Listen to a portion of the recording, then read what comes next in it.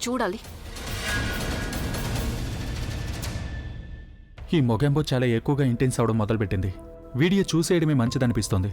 లేకపోతే రాత్రంతా ఇలాగే నిలబడి ఉండాలి. కానివ్వండి. తను వీడియో చూసాక వెళ్దాం. ఆల్రెడీ మనం చూడడం మొదలుపెట్టాం కాబట్టి ఫుల్గా చూసేద్దాం. ప్రవీణ్ ప్లీజ్ వీడియో ప్లే చేయి.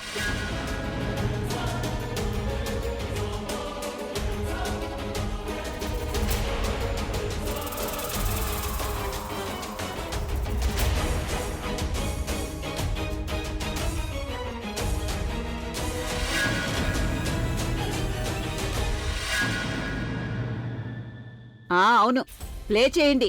నేను కూడా చూడాలి. తను నిజంగానే భయపడిందా, భయపడినట్టు యాక్టింగ్ చేసిందా అని. ఇప్పుడు నాకు కూడా ఇంట్రెస్ట్ వస్తుంది.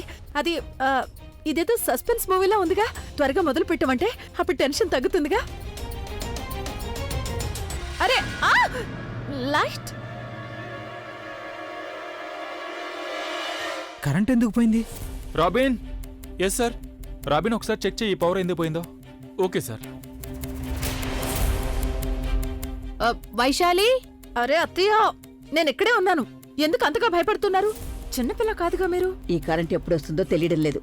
నాకు కూడా చీకట్లో కంగారుగా ఉంటుంది. ఉన్నట్టుండి పవర్ కట్ ఎందుకయింది? అసలు ఇక్కడ పవర్ కట్లు లేవు కదా. ఒకవేళ ఎలాంటి గందరగోళం లేదు కదా.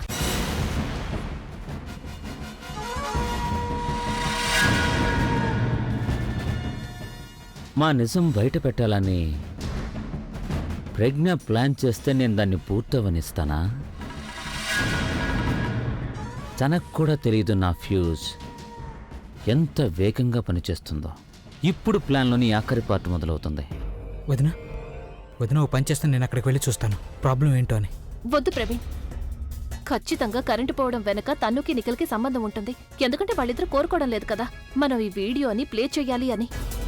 వాళ్ళిప్పుడు లైట్స్ ఆఫ్ చేశారు అంటే అన్నిటికంటే ముందు నా ఫోన్ని దొంగిలిస్తారు. నువ్వు ప్లీజ్ త్వరగా వెళ్ళి నా ఫోన్ అక్కడ ఉందా లేదా అని చూడు. వదిన మీరు టెన్షన్ పడకండి, నేను చూస్తాను.